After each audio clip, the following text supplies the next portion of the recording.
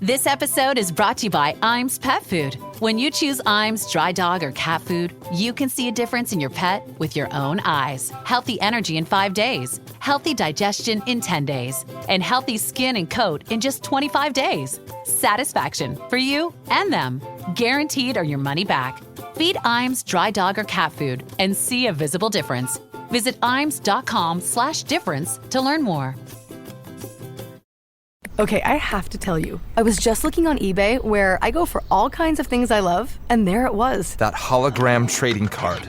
One of the rarest, the last one I needed for my set. Shiny like the designer handbag of my dreams. One of a kind. eBay had it, and now everyone's asking, ooh, where'd you get your windshield wipers? eBay has all the parts that fit my car. No more annoying, just beautiful.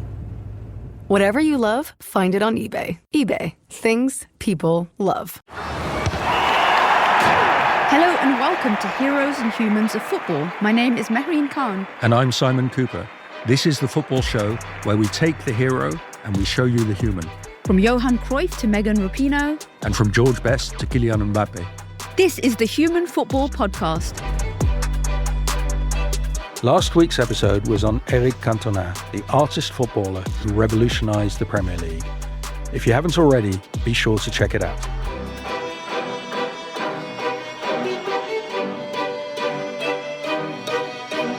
Welcome to Heroes and Humans, where today's episode is on Manchester United's new millennial coach, Ruben Amorim, who's the same age as Cristiano Ronaldo, which is a bit scary. Simon and I were, of course, incredibly prescient in predicting the demise of Erik Ten Hag before January. It wasn't obvious that Manchester United would end up going for a 39-year-old coach who only started his managerial career in the very, very lower leagues of Portuguese football a few years ago. Even though Liverpool and West Ham were interested in Amorim, and he is probably among one of the most sought-after young coaches in the world, in this episode we'll be discussing why Ruben Amorim seems to be a man in a rush. We're also going to look at some comparisons with a certain other Portuguese coach, the one that seems to loom large in every English football fan's mind, and even for United fans, that's the special one. And given that we're talking about another young coach, what is it about these millennial players-turned-coaches that has made them the hottest property in football management? Is empathy, the ability to understand what your players are going through, now far more important than things like experience? We're also going to be hearing, again, from our Portuguese football expert who joined us on our Cristiano Ronaldo episode, Raquel Vaz Pinto. Raquel is going to be talking to us throughout this episode about Ruben's career at Benfica, how he got into management, and she will also look forward and answer the question that United fans want to know, which is whether he is finally going to be the guy that breaks the post-Alex Ferguson curse at Old Trafford. Now, Simon, I guess at the beginning of every episode, we sort of have a little initial exchange about what we thought we knew about our protagonist. So, I mean, has Amorim ever come on your radar in all of your, I guess, jaunts around European football? Zero. I mean, this man had not been at a top club until the pandemic. And no, until a month ago, I was aware of his name, but blissfully unaware of anything more than that. So this has been a voyage of discovery. Excellent. We're hoping it's going to be a voyage of discovery for many of our listeners. Simon, given that you are a blank slate, give us some stats about what we do know about Ruben Amorim's life and career. Ruben Amorim, and Raquel is going to give us a course in how to pronounce his name, was born in Lisbon in 1985. He spent most of his playing career at Benfica as a midfielder, not a great midfielder, but he did make over 150 club appearances, won 3 league titles, 14 caps with Portugal. He played 2 World Cups for them in 2010 and 2014 with his exact contemporary Cristiano Ronaldo. His managerial career has been very brief, but in it he's won 2 Portuguese league titles with Sporting de Portugal, including their first title in 19 years in 2021, then another this year. And they, under him, have had their best period in Portuguese football in 60 years. Amorim will be the 8th man in his 30s to manage United. He's the youngest since Wilf McGuinness, not a great success, succeeded Sir Matt Busby in 1969. So effectively, he's basically the youngest manager of Manchester United that anyone can remember. Yes, I mean, even I do not remember Wilf McGuinness's managerial since, yes. Big up, Wilf. And to tell us a little bit more about Ruben Amorim's early life, we're going to draw upon another Benfica fan and returning guest, Raquel Vaz Pinto. Raquel is a professor of international relations and a football pundit on Portuguese television. So there is nobody in the world better equipped to explain Ruben Amorim. Am I pronouncing that right, Raquel? You're not doing a bad job, but it's Ruben Amorim. Ruben Amorim. So it's like the ch. Amorim. Amorim. You, as a Benfica fan, have been following this man for a very, very long time because, of course, he was a Benfica player. So can you talk us through his background, his origin story? Ruben is a good example of a Portuguese player from working class background. He is, from an early age, also because of his family, a Benfica fan. And that stays with him. He starts in one of those Benfica, youth schools. The family supported his decision to go into football. So in that sense, coming back to your episodes on Cristiano Ronaldo, it's the opposite. And the parents were divorced a bit later. But in terms of the family structure, it functioned in the sense of, delivering the basics that you need to have in order to make this choice. At an elder age, he goes to Millennials, which is a team of the city of Lisbon.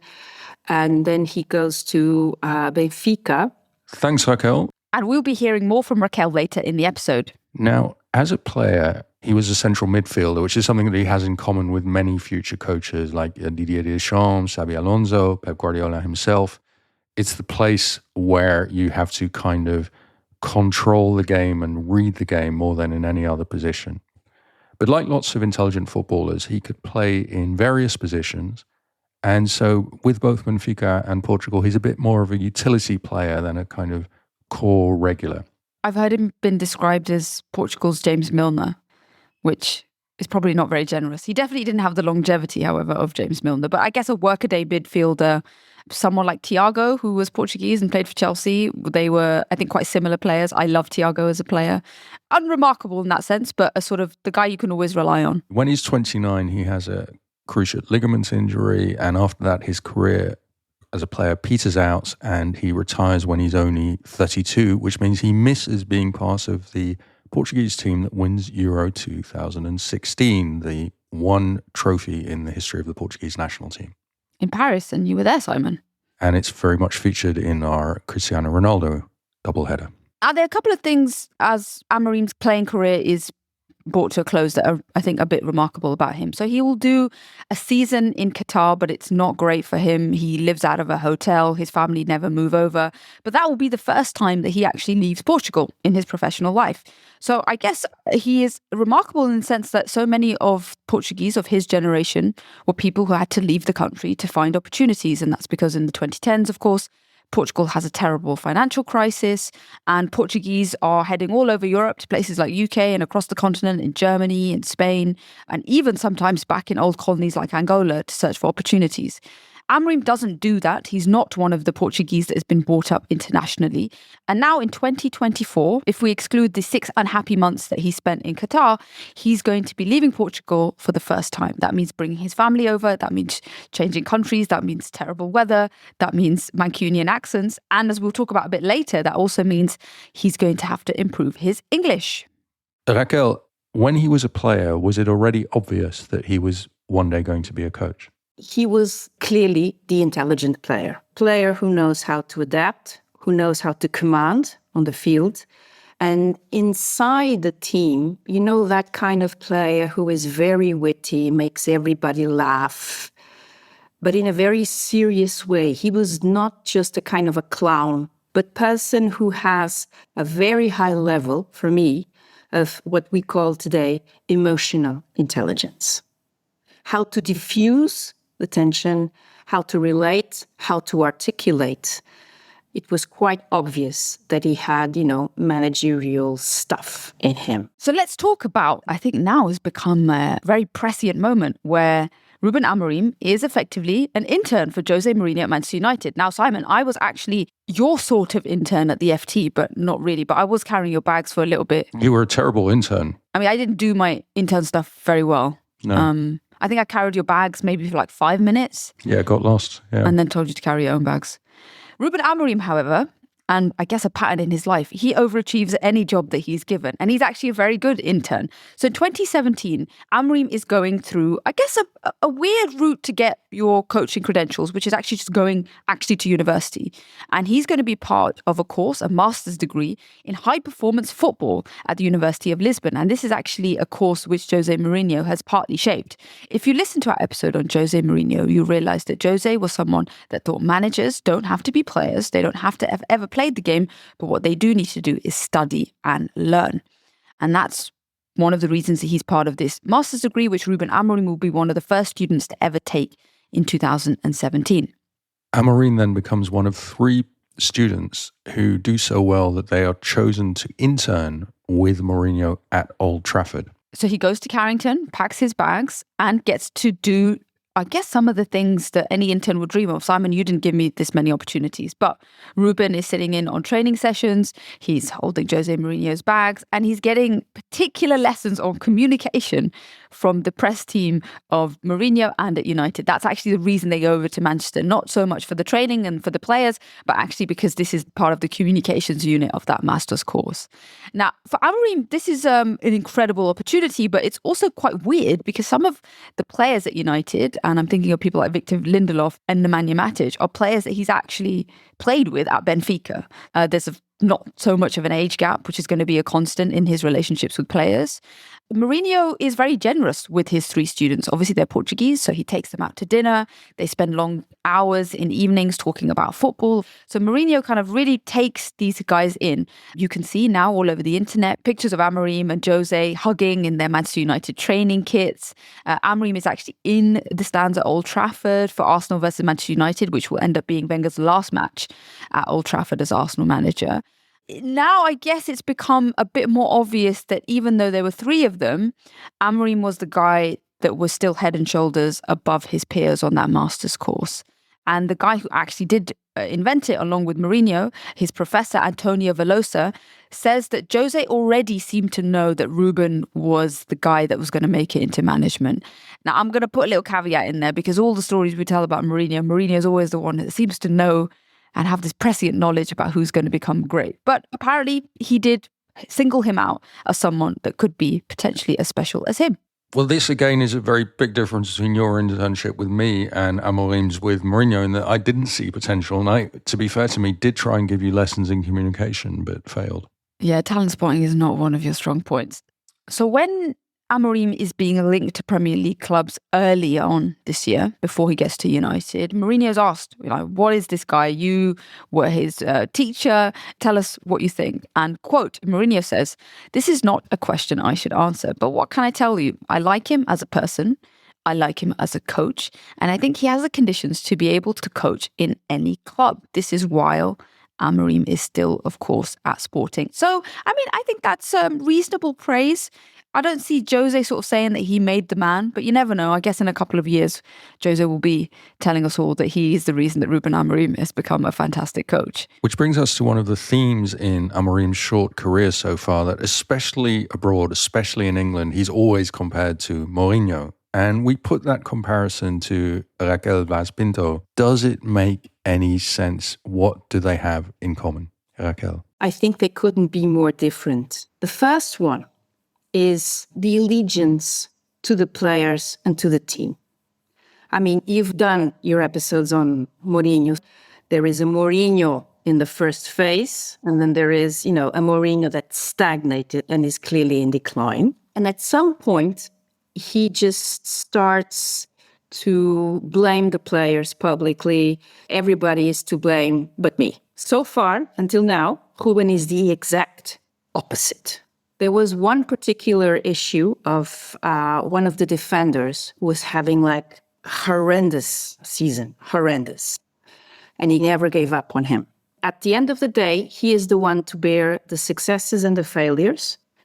And that also explains why, for instance, Sporting is able to have a player with the quality of Gyökeres. And from the beginning, last year, people were talking about, he's leaving. And I think that one of the core reasons why he has not done that, it's because of the collective, the sense of identity that Ruben was able to give his players. Secondly, he will never come out saying that he's the special one, ever. He's humble and completely down to earth. Honestly, I think he will do well, and I think he will leave a good impression of what a modern Portuguese manager is, and not, the Mourinho trademark of being the special one. So Amorim has spent his week at Carrington. He graduates from his master's and now is being considered, quietly and informally among his peers as one of Portugal's potentially most promising new coaching talents. And he gives a very early interview around this time about becoming a coach. And he says, a coach is not an engineer. Now, that's a really important statement about how he sees the job. He doesn't see it as just about devising the perfect tactical formation and then sticking the players into it like pegs. He sees the job as about communicating with players, about making them feel good. You're more a psychologist than an engineer. Now, as we mentioned in the intro, Ruben Amorim is a man in a rush.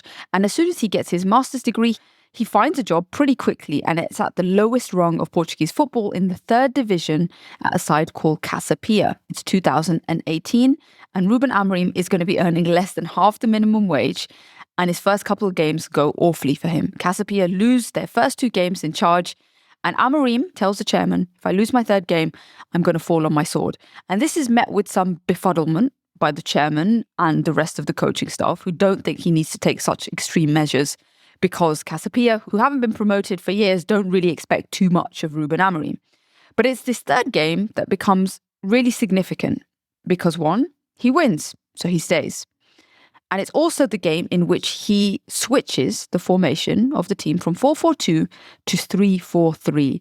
And this 3 at the back, or 5, depending on how you want to see it, becomes the hallmark of Ruben Amorim's team. And actually, depending on who you ask, this is the key ingredient that means all of his subsequent games at Casa Pia, later Braga, then Sporting Lisbon, become successful.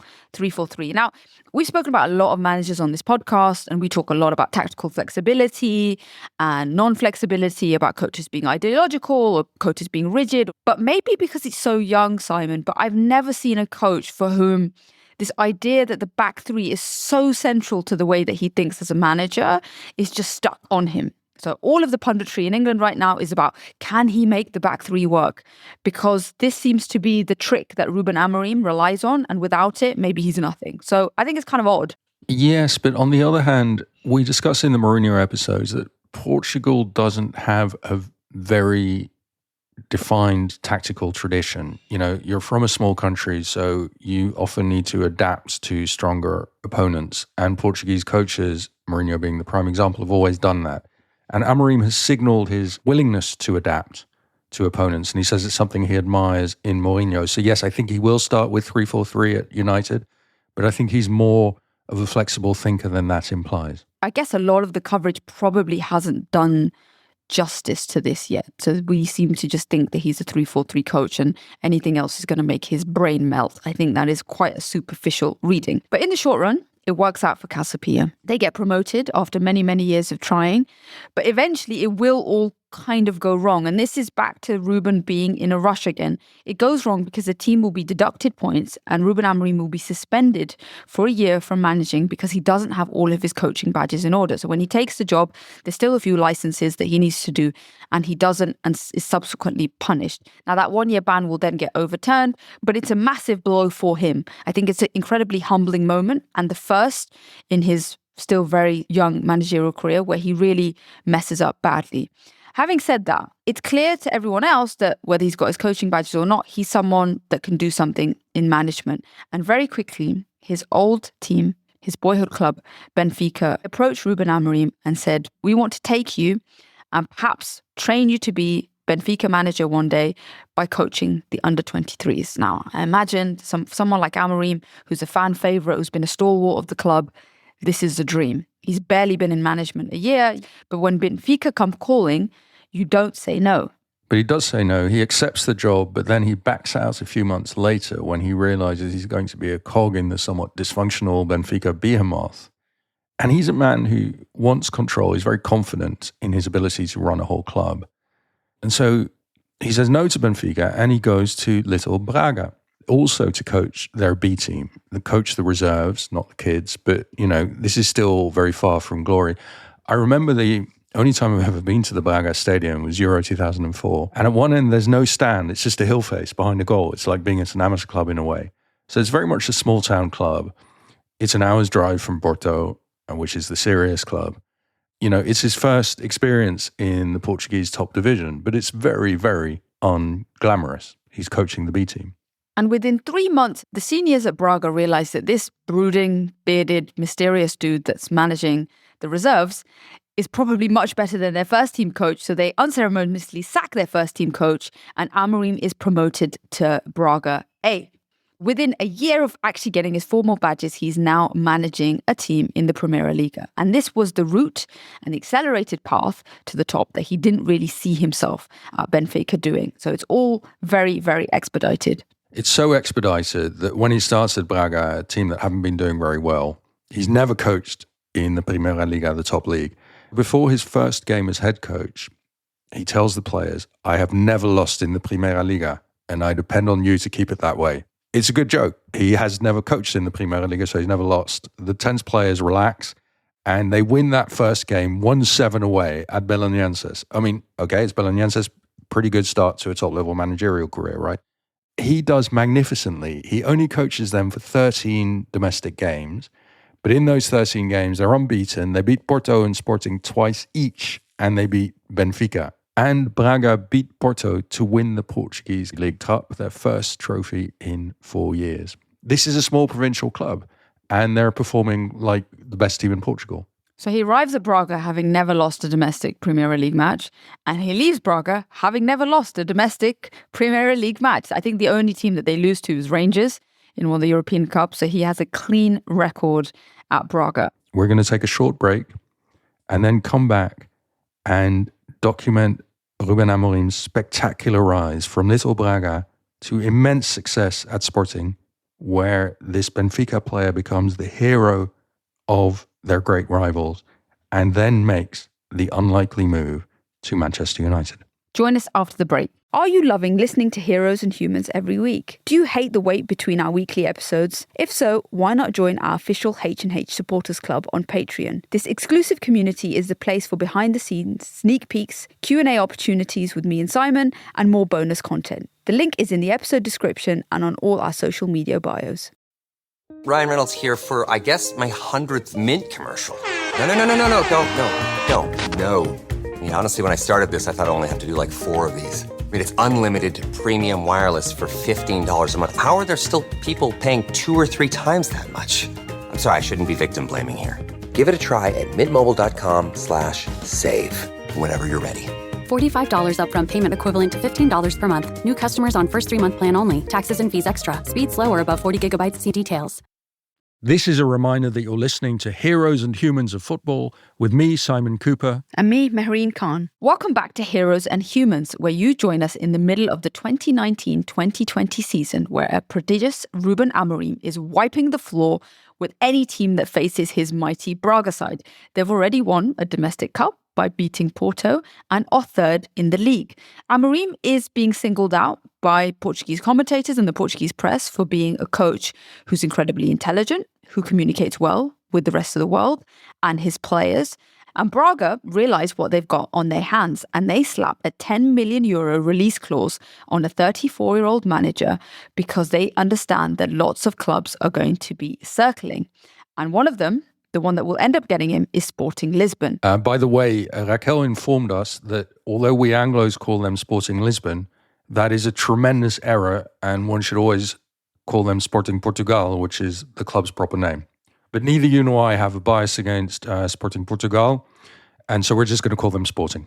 Now, at the start of 2020, it's worth understanding what Sporting are going through, because this once great club, the great team of Lisbon, with big rivals Benfica, have fallen down the pecking order of Portuguese football. So we mentioned that Braga will finish third in the 2019-2020 season, and they will displace Sporting as what will then become, the top 3 of Portuguese football, which is usually Benfica, Porto and Sporting. Known in Portuguese, I think, as Os Três Grandes, The three big ones. The three big ones. Or the three greats. So they hit a low in a spectacular moment that you can actually watch online. In 2018, a mob of 50 ultras, some wearing balaclavas, stormed the training ground to confront the players and the staff. They injure some of them. Bastos, the Dutch striker, ends up with a head wound and misses a match. And they trash the facilities. It's really probably the club's lowest point in over a century. And the players, of course, just want out. I mean, who wants to play for a crazy club where the fans attack you? So the players are given the choice to terminate their contracts and get the hell out of Sporting. Rafael Leao goes. Bruno Fernandes, I think, wants to terminate his contract, but he does come back. But then in January 2020, he is sold to Manchester United. So Sporting lose probably their best player just before poor old Ruben Amorim arrives at this wrecked club. Now, Sporting are so desperate that they are willing to pay the 10 million release clause that Braga have set for Ruben Amorim. The 10 million release clause is the highest ever paid for a manager in Portuguese history. Apparently, it's the third highest ever paid for a manager anywhere. Well, that very quickly ends because then Chelsea start doing it all the time. But of its time, it was very high. It was very high, and especially for a club as poor and destroyed as Sporting are. But Sporting are willing to do it. They pay this money just at the start of the pandemic before everything closes down and football clubs become even more indebted in March 2020. And they're paying it for a guy who at this point has only ever coached one top flight team, Braga, where he's only ever coached 9 league games. So they're paying it for a novice at the start of his coaching career. The 10 million release clause seems insane. He's also going to be the 5th manager in 2 years. So Sporting fans, and I think everyone else, just think this is just another one in the sausage grinder that is Sporting Lisbon, a toxic club at this point. And so there's very, very little expectation that he's going to be the one that turns things around. He arrives for his first press conference. Of course, he's had some media training from the best, José Mourinho. And journalists say, are you ready for this leap? You're a guy who was coaching in the 3rd division 18 months ago when you didn't even have coaching badges. You're also a Benfica player and you're coming to their big rivals. You have never coached a big club. What if it goes wrong? And Amorim has this brilliant response. He says, what if it goes right? And this immediately becomes his sort of unofficial mantra. In previous episodes, mainly with Mourinho, we've spoken about the first press conference, so the unveiling to the world. And of course, even though this one is happening in Portugal, I think it's instructive because communication skills become something that Amorim is praised for. His press conferences and his relationships with the media are not as manipulative as Mourinho's. I think it would be hard to beat him. He's not really animated. He doesn't show any sense of cruelty. He doesn't put on a show as such. You just think that this is just the authentic version of him. He's calm. He's informed. He's a good interlocutor, I think, to try and explain what's happening in the changing room or what's going through his head. He's very frank.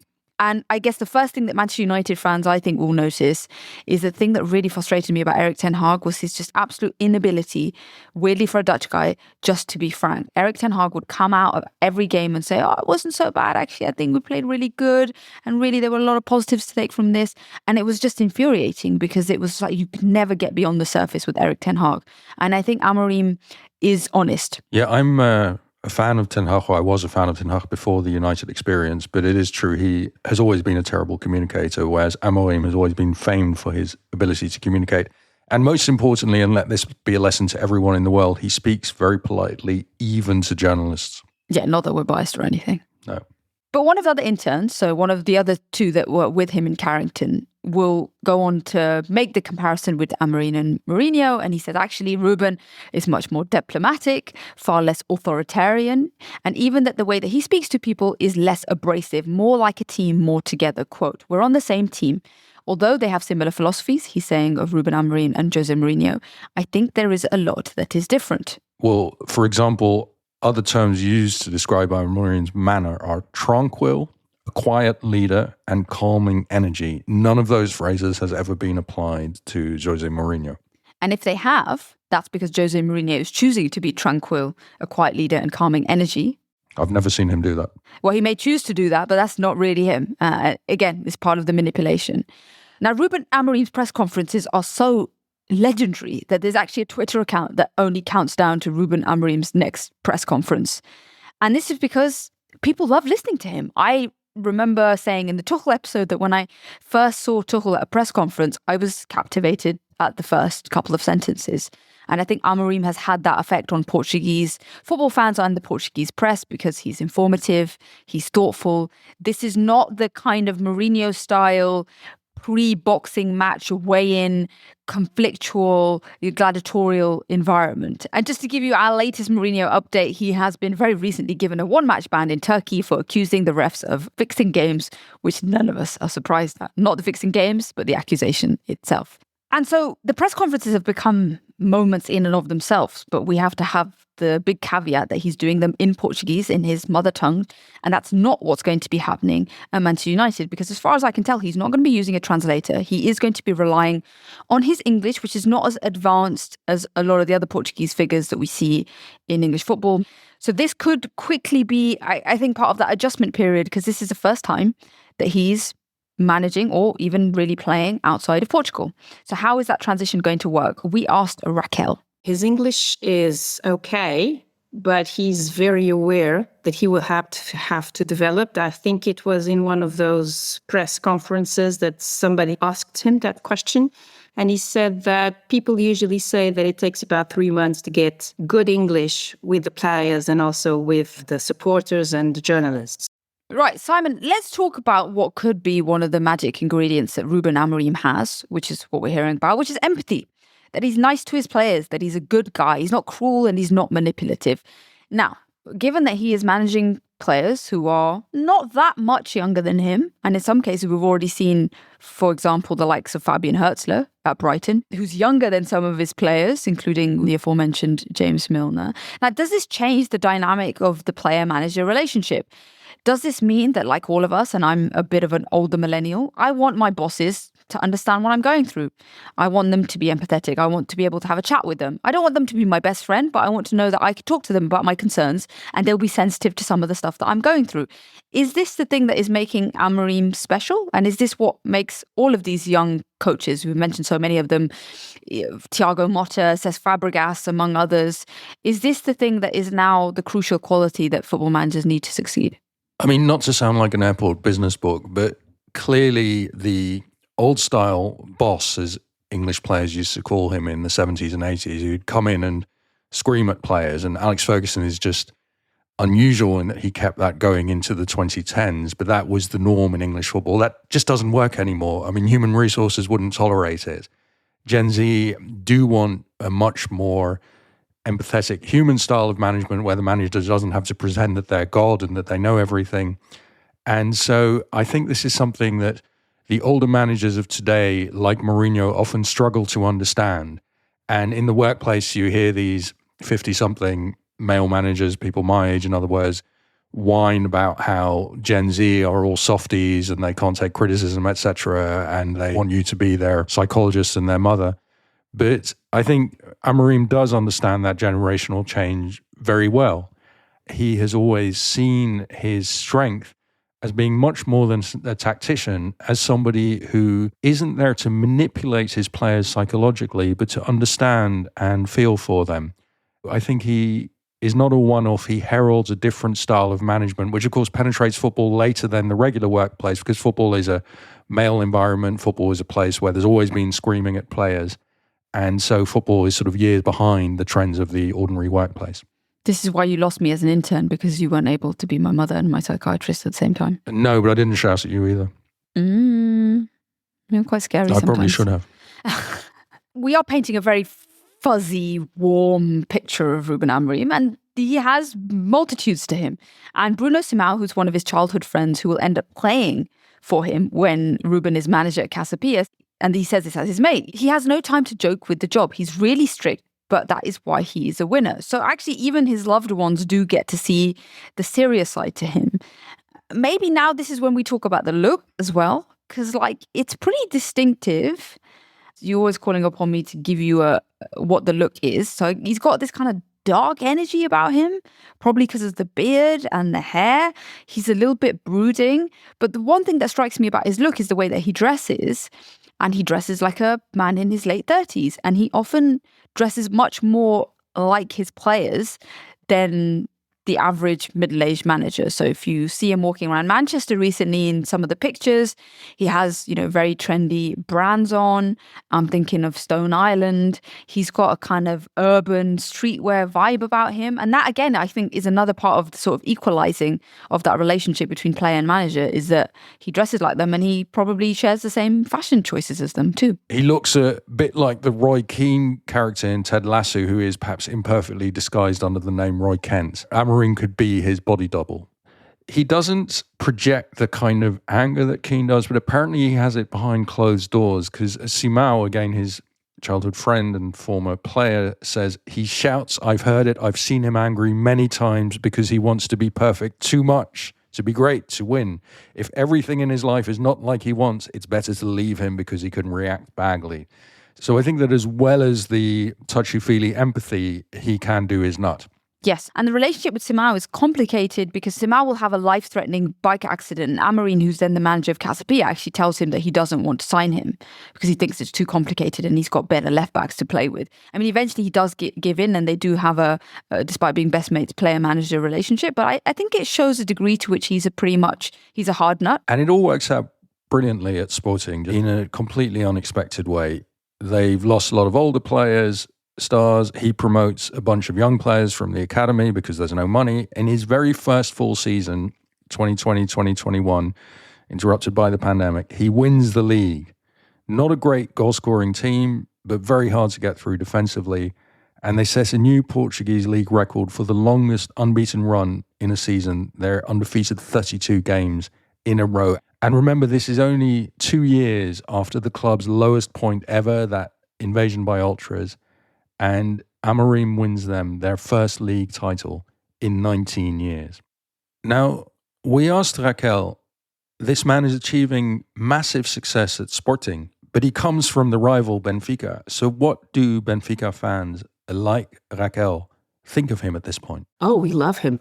He has always been a gentleman. He never bashes the rivals. He talks it in a very genuine way. So in that sense, we just wished he would be our coach and not, on the other side.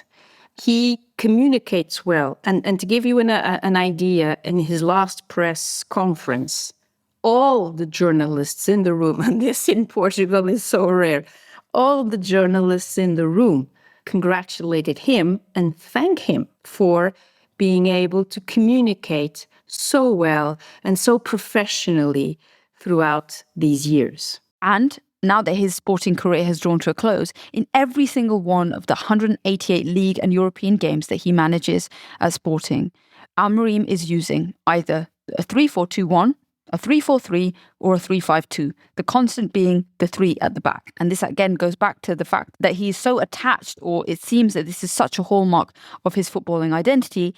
The question at United is going to be, can he break away with it? Does he have the players to do it properly? If he doesn't, does that mean he's got to get rid of people? But can he really develop himself as a manager if this is just so important to his identity? Of course, United right now don't play with 3 at the back. This year, 2024, he won the league again with Sporting. He has this great goal scorer, Gyökeres, who quite comically comes from Coventry City for £20 million. And so with 2 league titles in 4 years, he's broken the Porto-Benfica duopoly. And now English clubs start to get interested in him. He goes by private jet to visit West Ham to see if he's going to replace David Moyes. And when that story leaks, he comes out and he says, and a very good example of Amorim frankness or studied frankness, he says, "My trip was a mistake. The timing was completely off. It was inappropriate, especially when I am so demanding of my players." So a well-timed apology. And it's not weird that English clubs are interested in him, because although he's coaching in a lesser league, he does very well whenever he plays an English side. While he was at Sporting, Amorim played against English teams 6 times in European competitions. He only lost once, which is his first one. They got battered by 5-0 against City. Then they had 3 respectable draws against Tottenham and Arsenal. They eventually lose to Arsenal on penalties. And then, of course, the thing that makes every red Manchester United fan get giddy with excitement was that 3-1 trouncing of City a week before he's about to go and be formally announced as Manchester United coach.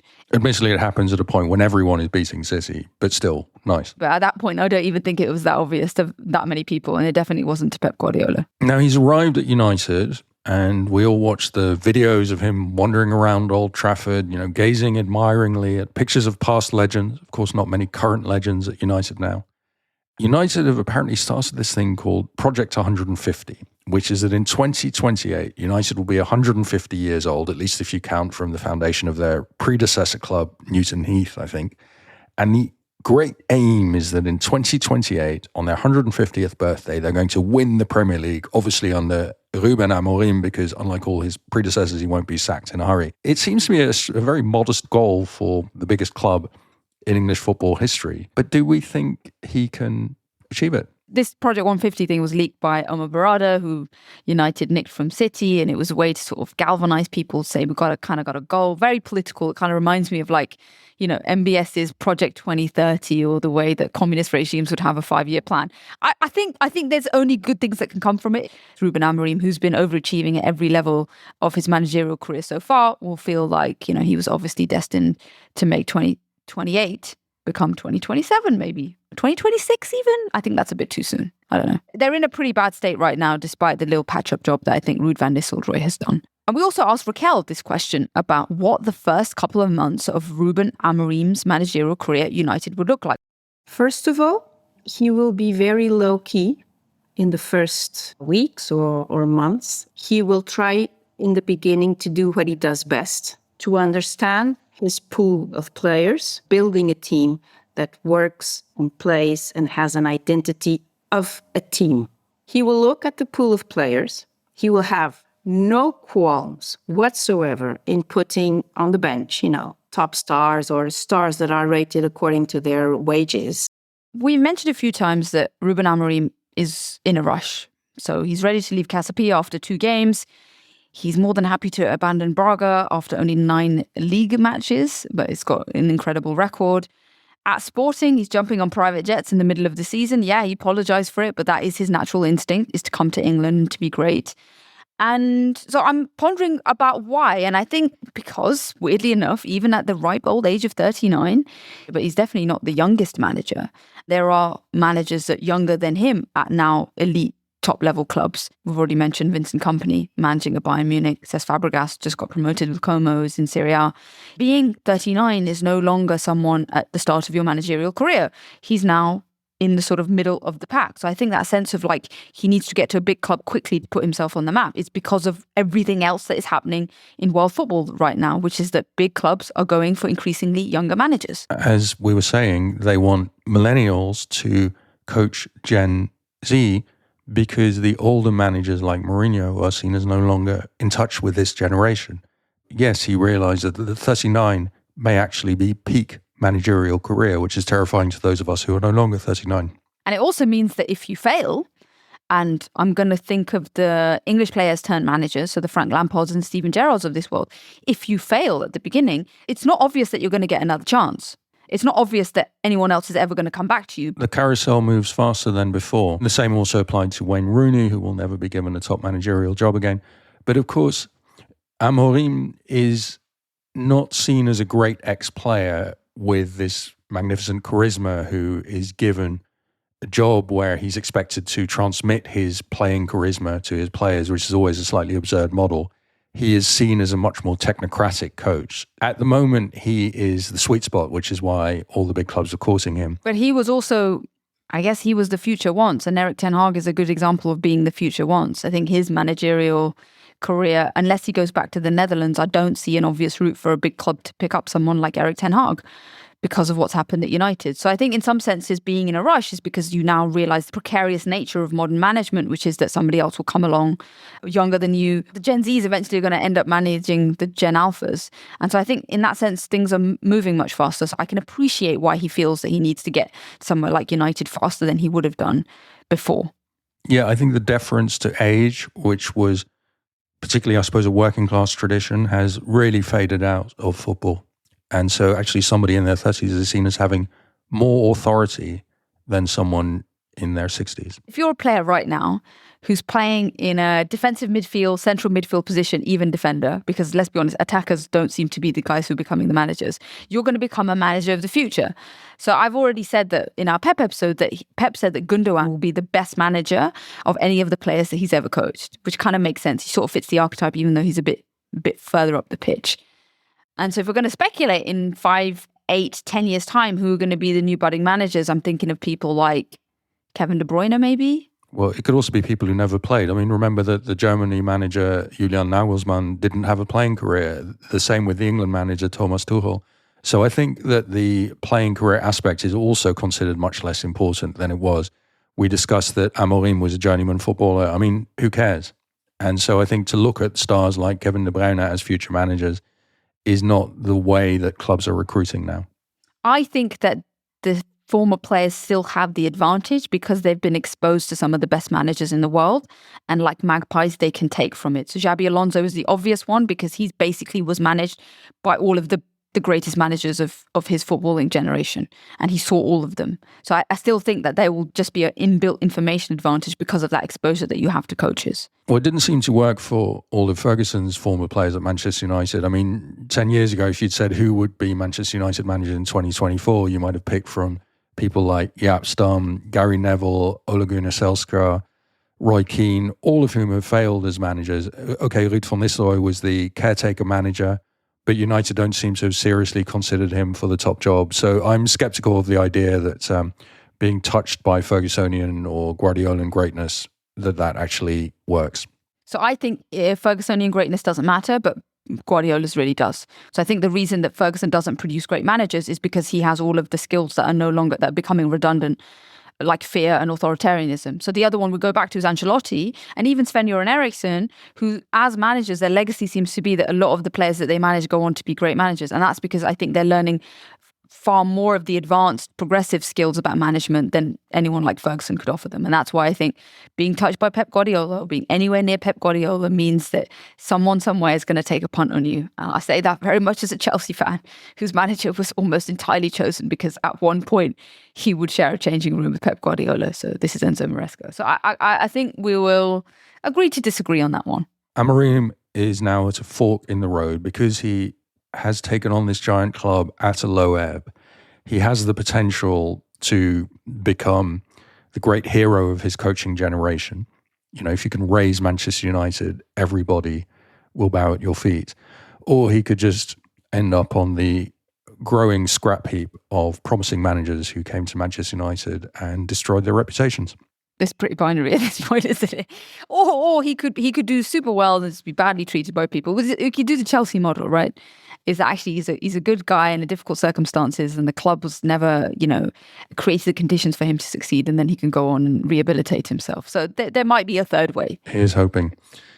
Now we come to the two great questions that we ask at the end of every episode. Firstly, what would he have been if he hadn't been in football?